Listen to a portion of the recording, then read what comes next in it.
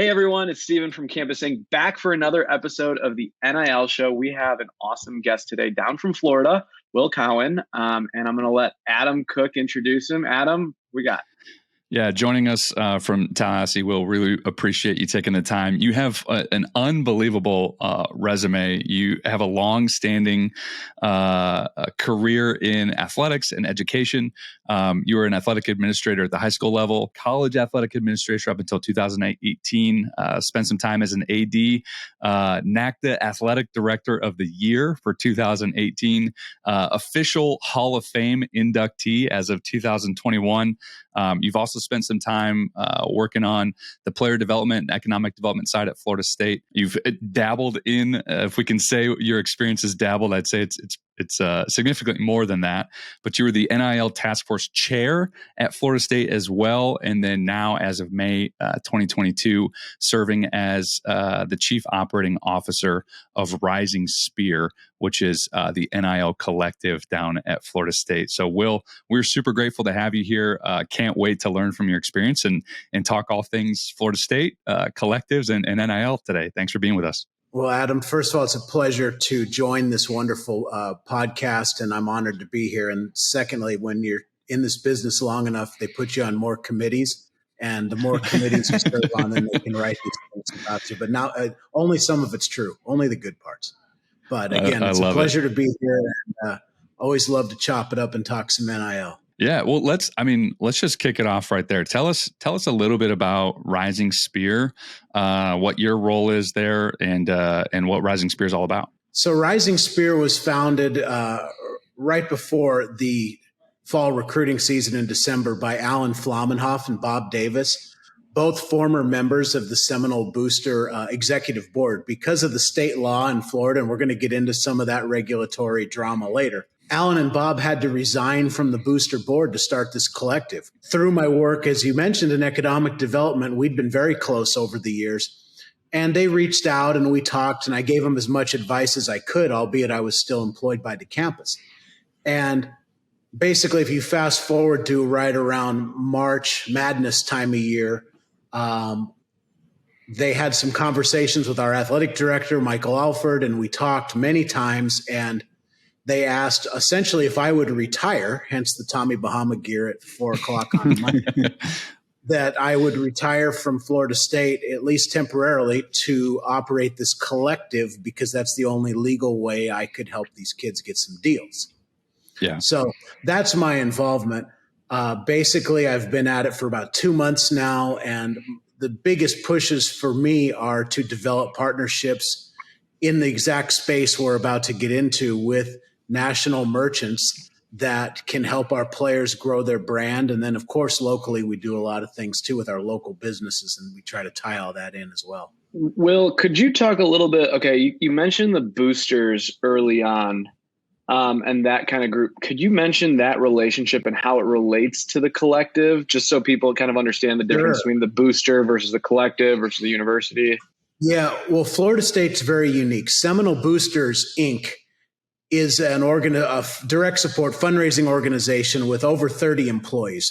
That is not normal in Division I athletics. It's a much, much larger organization that manages property in College Town, big time facility renovations. That all flows under Seminole Boosters. So it's not the typical Division I fundraising mechanism. So quite honestly, the athletic director and the president of Seminole Boosters really have to work closely together on those initiatives. They are institutional employees. So as it pertains to NIL, the Rising Spear Collective is not officially affiliated with Florida State, and I am no longer an employee. And it's not the communication that's the issue. It's that if you're employed by the state of Florida, meaning you're a college employee, you can't arrange or compensate your players. So it's not the communication on our part. We talk all the time. It's the fact that Coach Hamilton in men's basketball cannot get on the phone with Geico and set up a deal for one of his players. When in other states right next door, that might not be the case with Mr. Saban and his Aflac duck, so to speak. So there are many variances from state to state that we have to navigate here with legislative changes. Now you say, well, why did that happen? Well, that stems from the Alston case about a little over a year ago in the Supreme Court, and the NCAA not necessarily wanting to regulate NIL like they do recruiting. So guys, the recruiting rule book is, about 12, 13, 14 inches deep.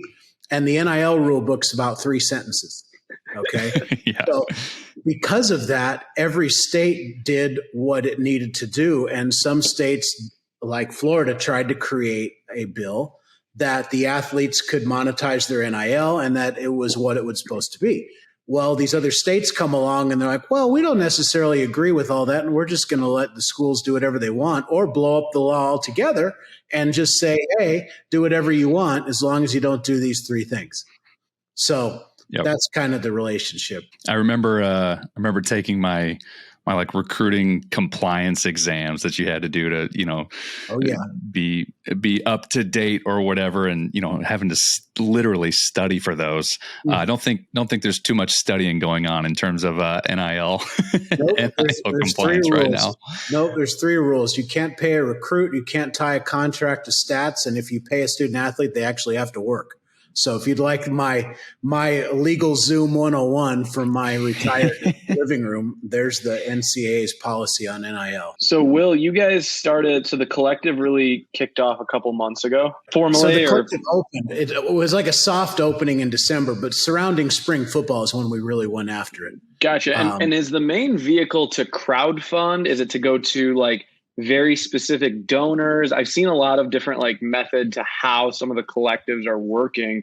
What is like the approach that you all are taking? Stephen, that's a great question. So our approach, we're like one of those chameleon dragons. We are multifaceted. We have a profit side, which is our gold side, and we have a not-for-profit side, which is our garnet side. So I'll talk about the garnet side first.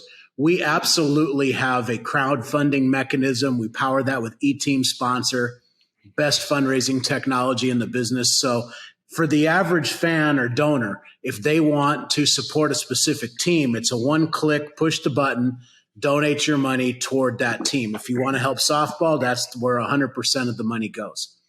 We will then take that information, try to convert them into a monthly sponsor or donor, things of that nature. But basically, we have the crowdfunding mechanism for anybody to donate to support the athletes in any sport that they want.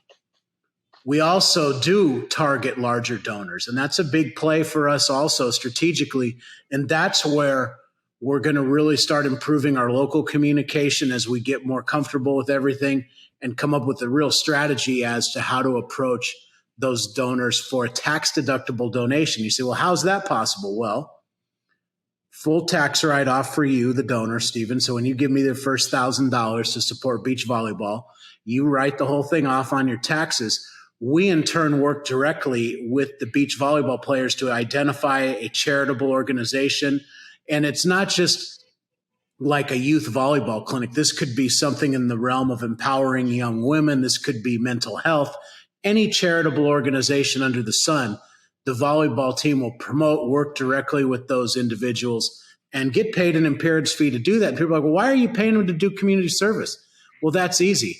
They have a full academic load. They practice 20 hours a week for beach volleyball. They've got all their other media commitments. Many of them have to have jobs because volleyball is a partially funded sport. And then you wonder why we pay an athlete an extra couple $1,000s a year, because they've earned it. That's the reason. Yeah, pay them what they're worth, right? They absolutely deserve it. So that's how our not-for-profit works. The for-profit side, you can always do the traditional thing that if some business, Jomo Bank down the road, wants to work with an athlete, we would help set that deal up. But that's not our preference. What we want businesses to do is sponsor Rising Spirit. Like, give us a marketing buy and let us fill the inventory so we could have this podcast like we're on now, powered by business XYZ, right? And then that business is on the screen instead of like my living room as the backdrop, getting promotion every week. And in turn, we would have the funding to help compensate the athletes. So that's really how we engage with businesses more, is we can do a direct marketing buy, but a business can do that without us. But what we can provide that a business can't without us is that direct access, that weekly content that we can put together with all the student athletes. Gotcha. So that's kind of how we approach it on both sides. Now, I'm looking at the website and it's really impressive. It's risingspear.com, and it's super easy to donate. You can literally, it's either gold or garnet, and you can get started. Did you you said you worked with an agency to do this, or how? That's a good point. So big shout out to Zimmerman Media Agency in town. They designed the website with us.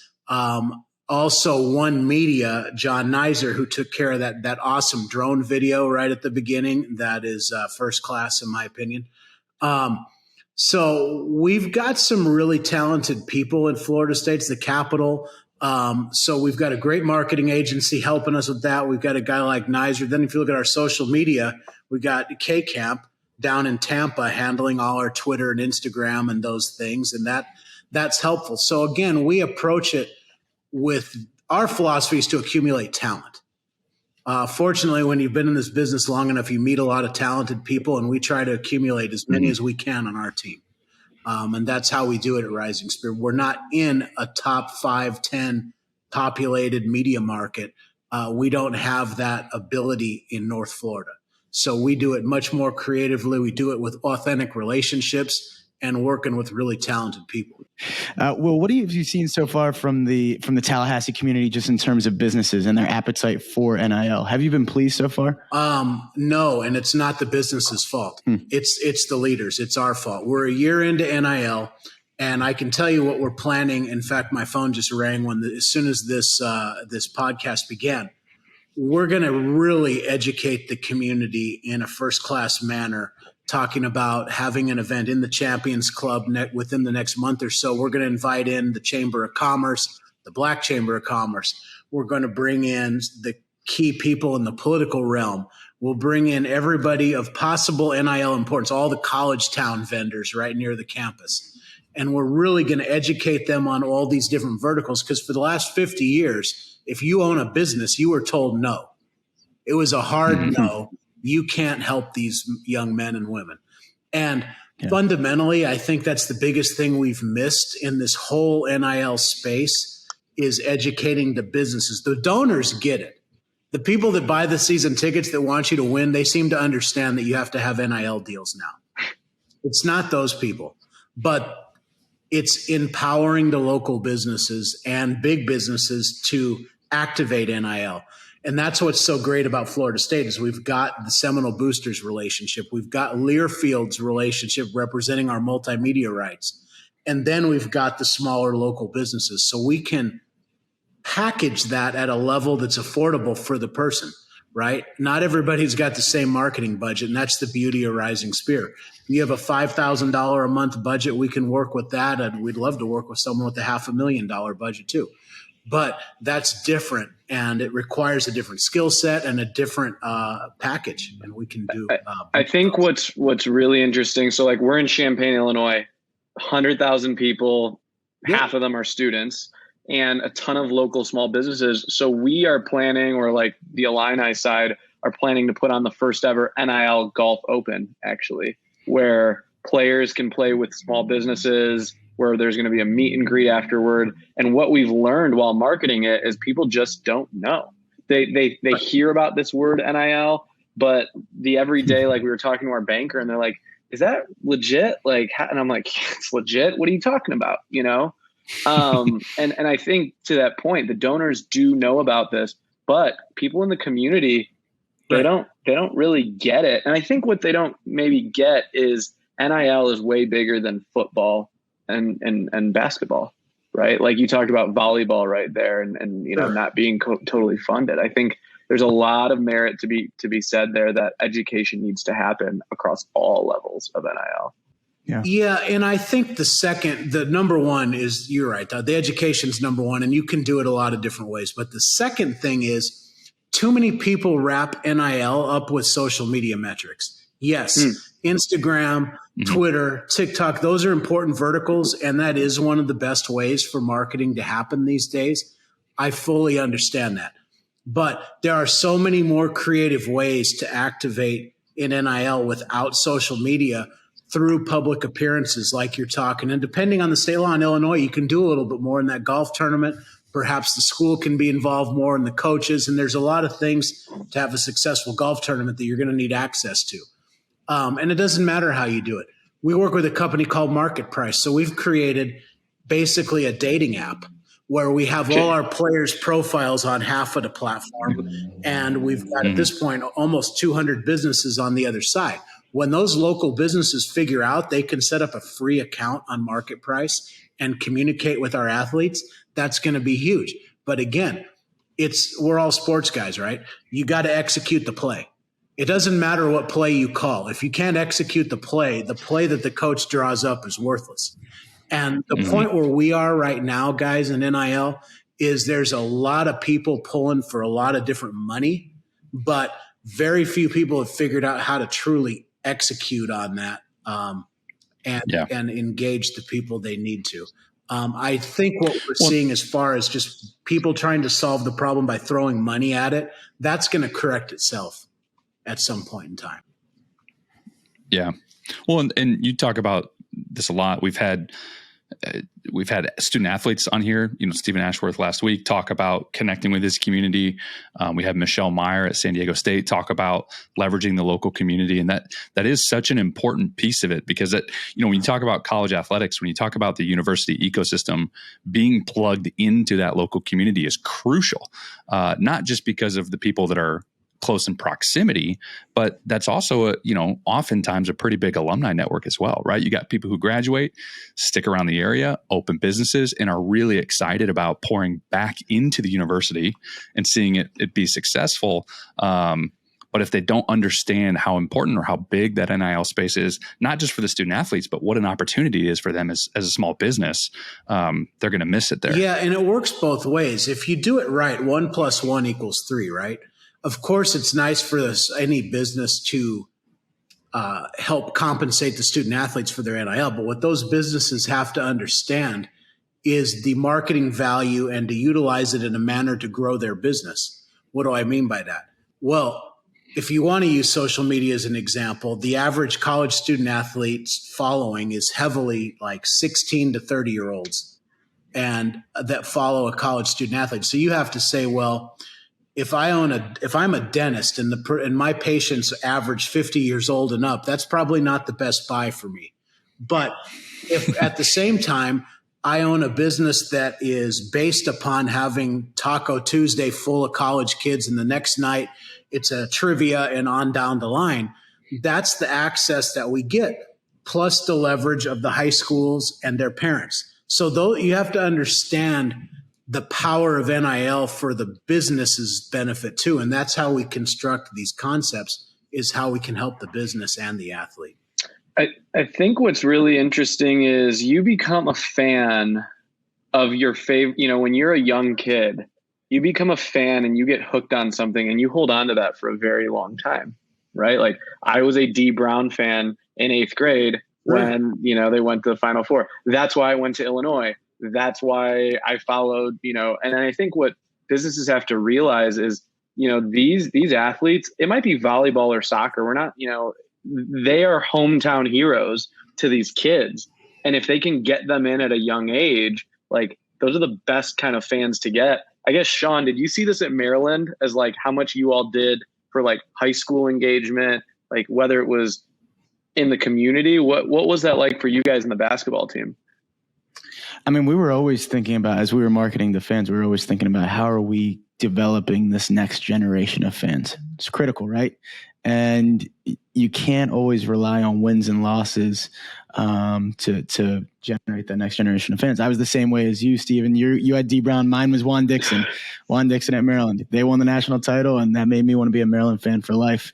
And so you're just kind of trying to find ways to create experiences that kids remember for the rest of their lives, and you're building that next generation so that hopefully they go to school there and they give back for the rest of their lives as well, and they feel that connection forever. Yeah, and Sean and Stephen, another thing that I think, and yes, the fan engagement in those college towns is huge. Okay, 1995, Tyus Edney, coast to coast, UCLA for a national title. It's huge. I remember that like the back of my head. Coach Herrick was a good friend of mine at that time.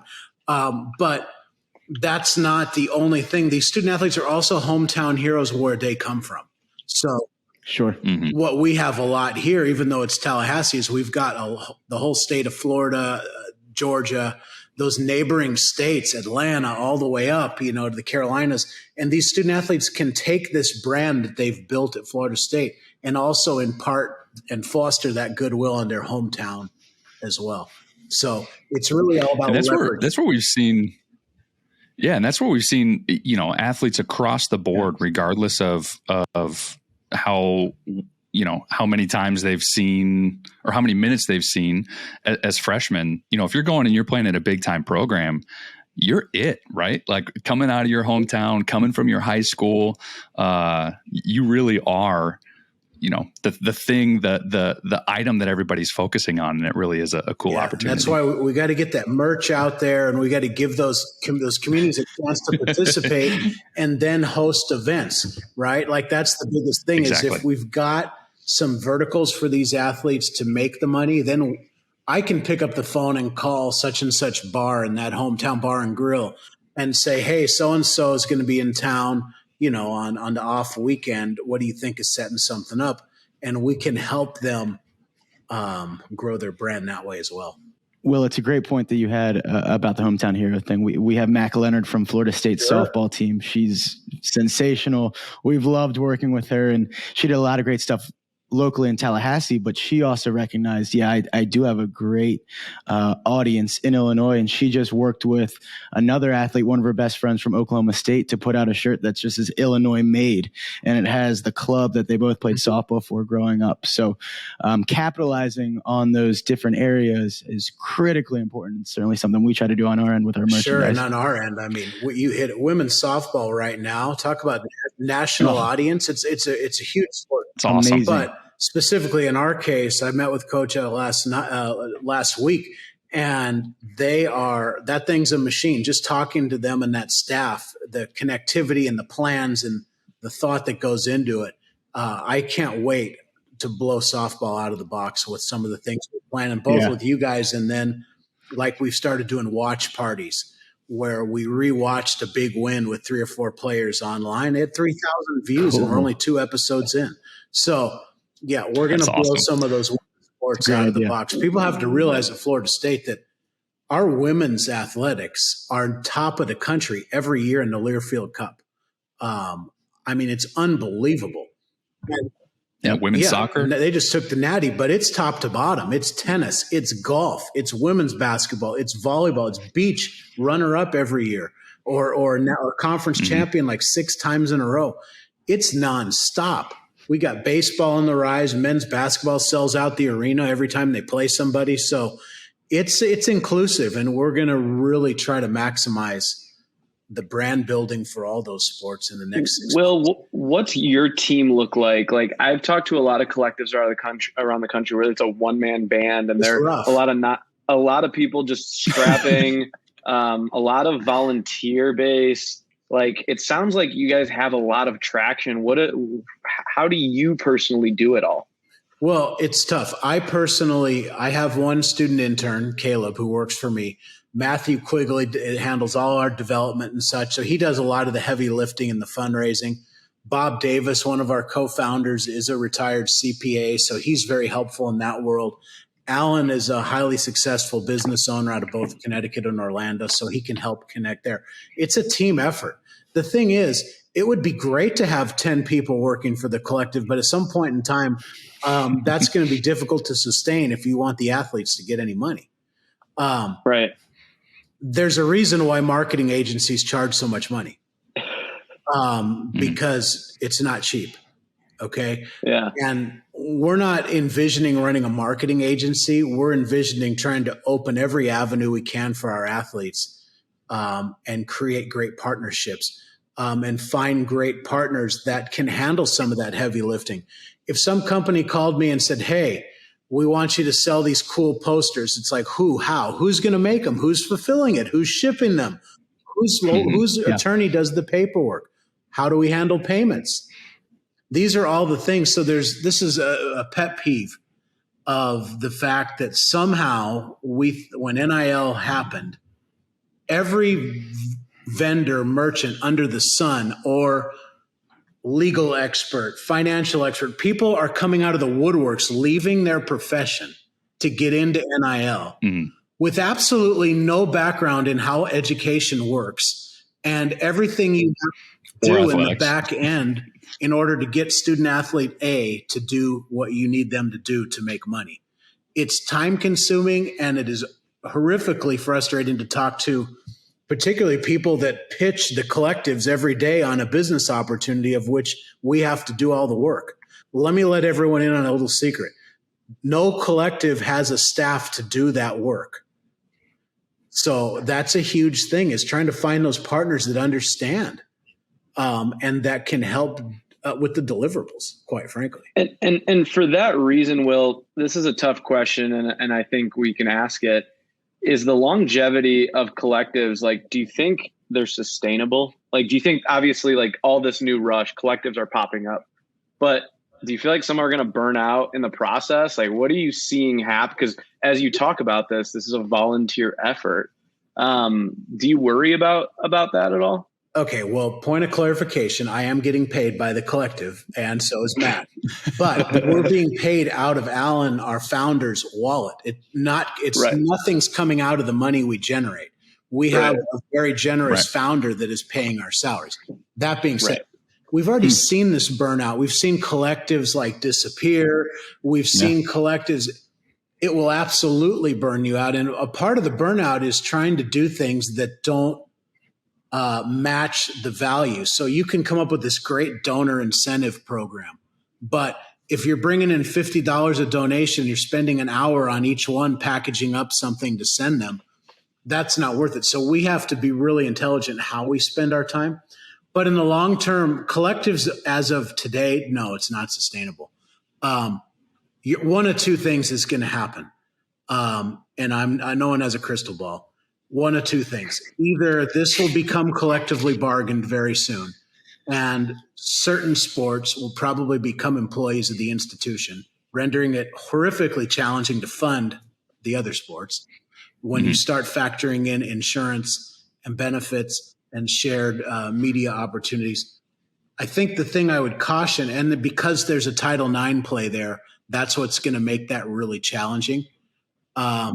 For long-term sustainability. I, for one, don't think that's going to happen in our near future. I think there's a much greater solution that can work really specifically with football, and helping them govern in a way that makes sense for Power 5 football, and not necessarily have Power 5 football following the same rules as some of the smaller institutions. I think at some point you have to recognize the differences and make some adjustments in governance for football, as it deservedly needs to be, right? And as the schools become more involved, I think that will take some of the load off of these collectives. And I think that's the smarter play, is to work together, and not have collectives working as rogue entities.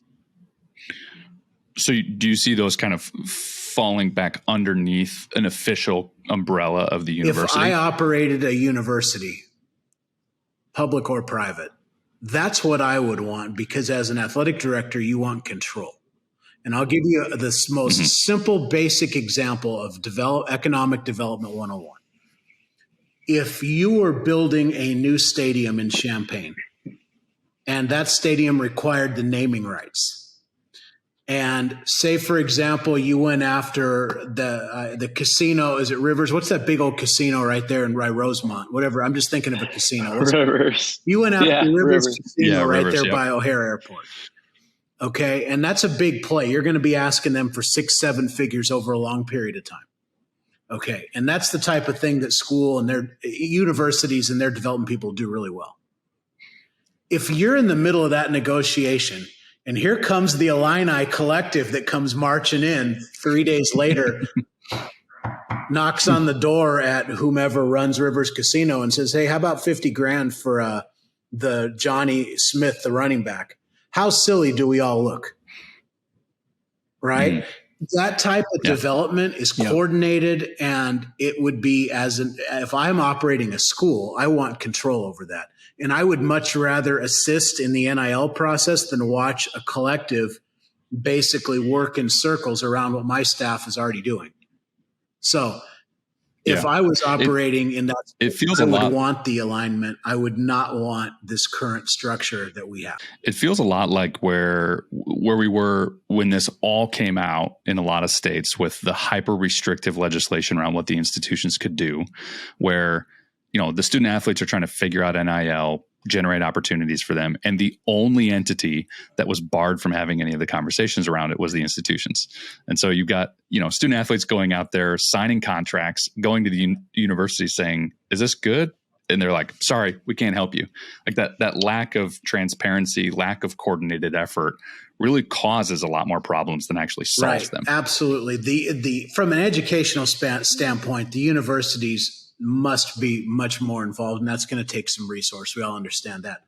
But really, there's two different types of NIL going on right now. And I think that's a lot of those hyper restrictive policies were based on the assumption that student athletes were going to be going out, perhaps working with agents, and then being compensated based on some fair market value for what they're doing.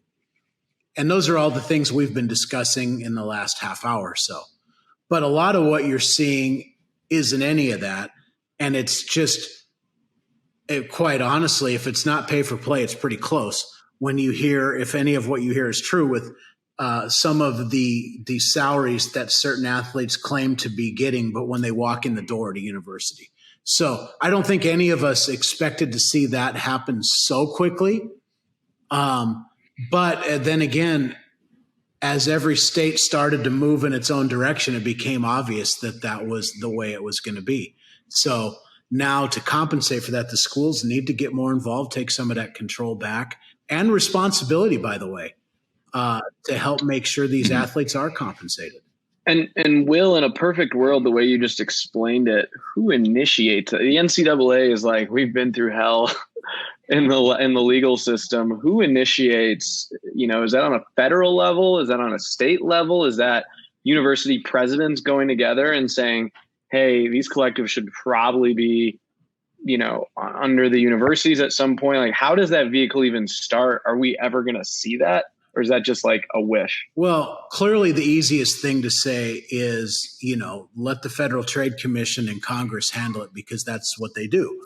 Well, in my personal opinion, they have much greater priorities, in my opinion, in the Pentagon and on Capitol Hill than to try to regulate NIL. Because at the end of the day, the television conglomerates, which will remain nameless, are in great control of the money. And when you move past the television money, you move into the multimedia marketing money and all of the MMR partners out there. And then we get down to your fundraisers on the campus level. And those are the people that control all the money in college sports. And there's a lot of it. So as opposed to asking Congress to solve it for you, if I was probably a conference or two that seemed to be very proactive in this space, knowing the federal antitrust concerns, without colluding, I would suggest that at least two of these conferences that are full of really talented football programs start having some conversations independently and figuring out a way to handle it at the conference level, because it will be a long time before anything happens federally. And if the federal government would like to solve an issue, how about we bring up the international students being excluded completely from NIL, with the exception to a few that can afford an agent in their home country and a business that operates on another continent. But that would be an issue I would like to see the federal government take on far before any type of NIL regulation that will take years. Let's get right what we have in front of us before we go on solving a bunch of other problems. I mean, kind of in that same path, I'd love just to kind of hear a little bit of your hot take on some of this conference realignment. Well, I think I kind of answered most of it for you, as it's dictated by the dollar.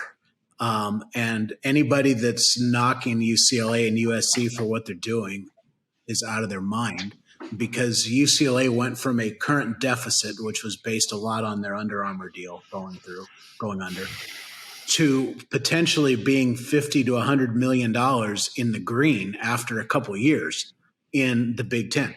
So we're talking about 30 some million dollars to near $100 million annual revenue.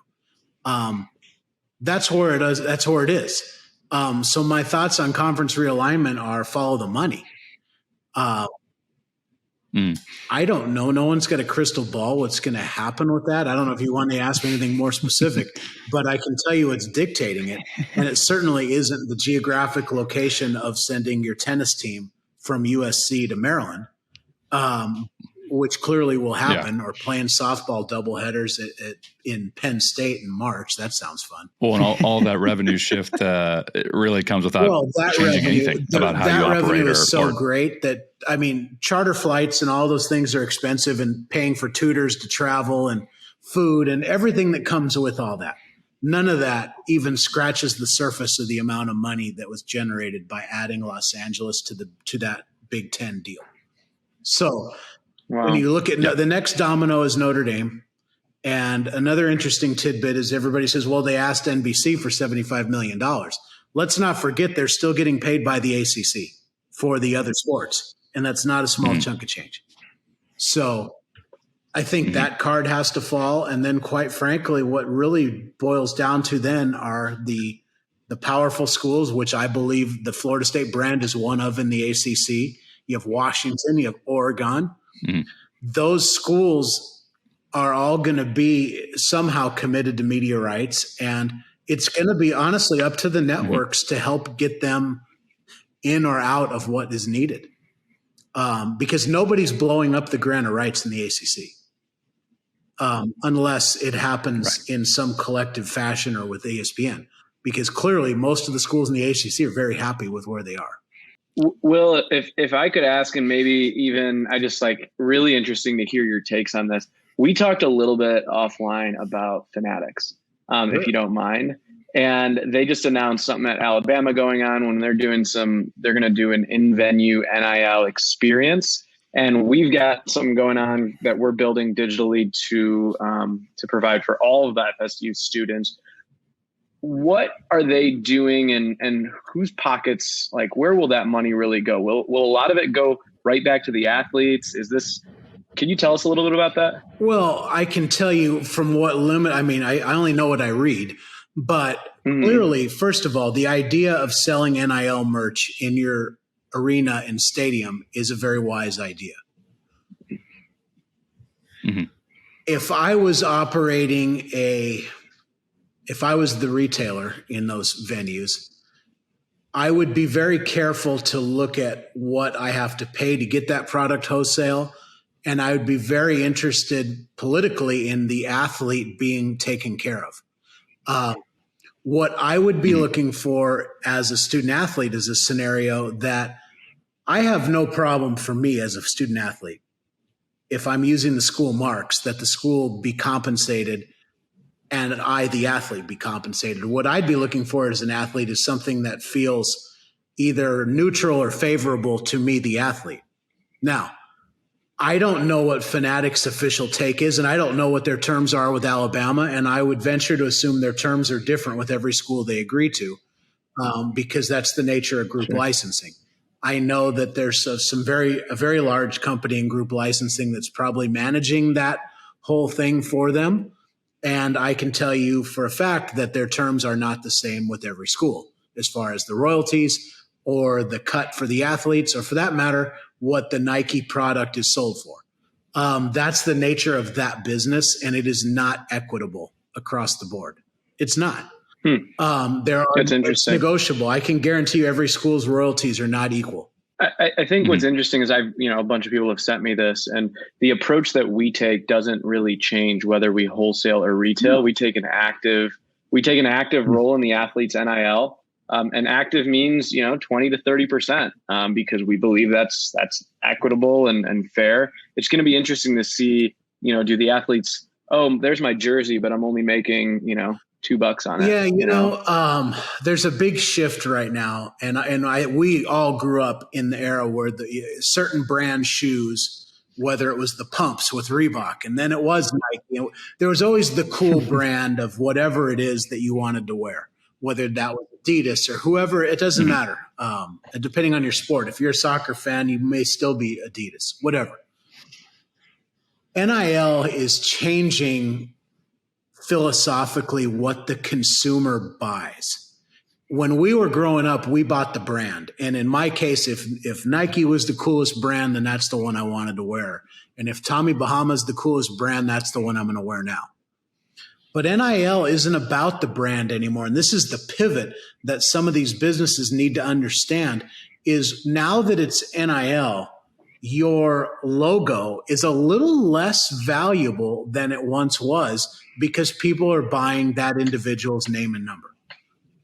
And that's just a philosophical change. And when I talk to our athletes, again, of course I want the school to make as much money as they can. It's in everyone's best interest that, in our case, Florida State is profitable. But I am also looking out for the athletes. And we would never tell an athlete, no, don't do a Fanatics deal if one was presented. Well, I mean, it'd be insane to say, no, don't sell your stuff on Seminoles.com.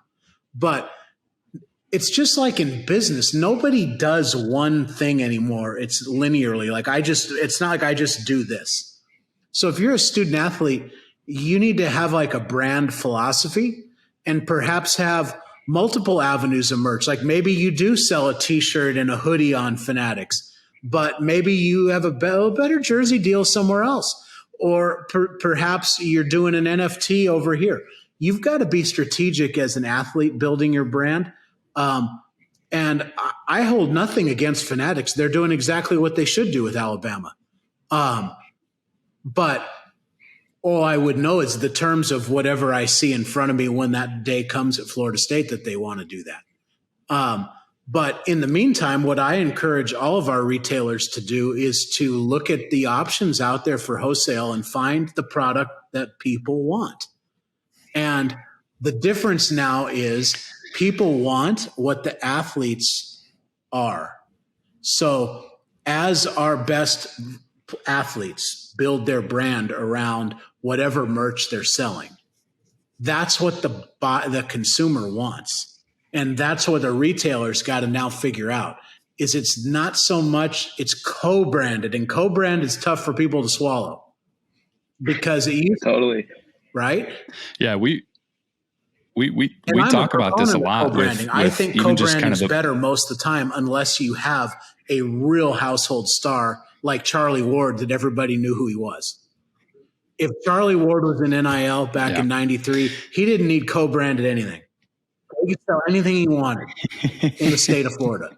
But for most athletes, I'm all for co-branding. But the retailers need to understand people are going to buy what the athlete pushes and who that athlete is. Well, and that's a really that kind of buying psychology around, what the consumers are doing now in this NIL space it's really interesting. We talk about that a lot. Is everybody's kind of trying to apply the pro model here, and that's not really the environment. That's not the ecosystem that's in place. As a consumer, you're buying exactly what you said: the name and number on the back, the face on the front, the vision, or the mission behind whatever the athlete is pushing. You don't really care, who the brand or the logo is, because that's not what you're buying. You're buying, essentially the athlete NIL. Yeah, and it's not to devalue the brand. Whether you're at Oregon, Florida State, Washington, there's a lot of iconic brands. It's not devaluing the brand in any manner. But it's how can the student athlete and the brand coexist in a manner where everybody wins? That's that 1 + 1 = 3. It can be done, but you have to collaborate. Yep. Do I think there's going to be a day very soon when you see the top selling female soccer jersey for sale on a campus bookstore? I absolutely do. Very soon.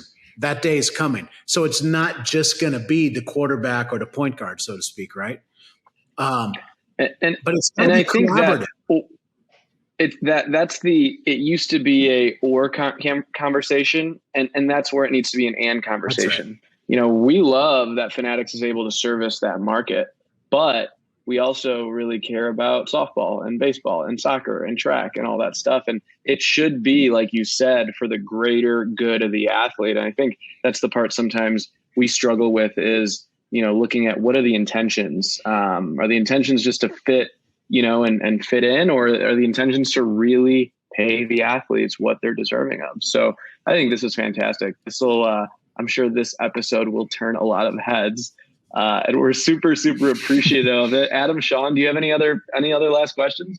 I just wanted to know, you know, if you're a Florida State student athlete, how can they get connected with you at Rising Spear? Where can everybody find you and get connected? That's the easiest thing ever. You go to risingspear.com and there's a form for the athlete. It asks for student athlete contact. It takes about 20 seconds and that goes right to my email. I mean, we're already working with nearly 100 student athletes on campus. So I don't think at this point Rising Spear is a secret. And again, I just want to reiterate, because as we're talking shop here, it's going to take a village to get NIL done correctly. And I was talking to our licensing office today. Between Fanatics, Campus Inc., and maybe 3 or 4 other wholesalers out there, I think there's a place in this ecosystem for everybody. I think we every athlete's got to figure out what makes the most sense for them. And it's really about how can we all work together to get this done. So for our end of it, that's why you don't see Rising Spear. We don't do a lot of exclusive anything because it's too new and it's too early. Right now, the only thing we do exclusively is help athletes make money. Love it. That's our only exclusive is to get them paid. Love it. And everything else is going to be, okay, we're talking to Adam. What's the best fit for this group? Great. Well, we're going to do that. But that doesn't mean that there may be some other retailer out there that wants a different vertical that we didn't talk about here. Love it. That's just the way it's going to work. Cool. It's going to be great. Will Cowen, COO of Rising Spear Collective at Florida State University. Always a fascinating conversation. Always grateful for your time, your wisdom, your experience. I'm Adam Cook from Campus Inc. here with Stephen Farrig and Sean Ellenby. This has been another episode of the NIL Show.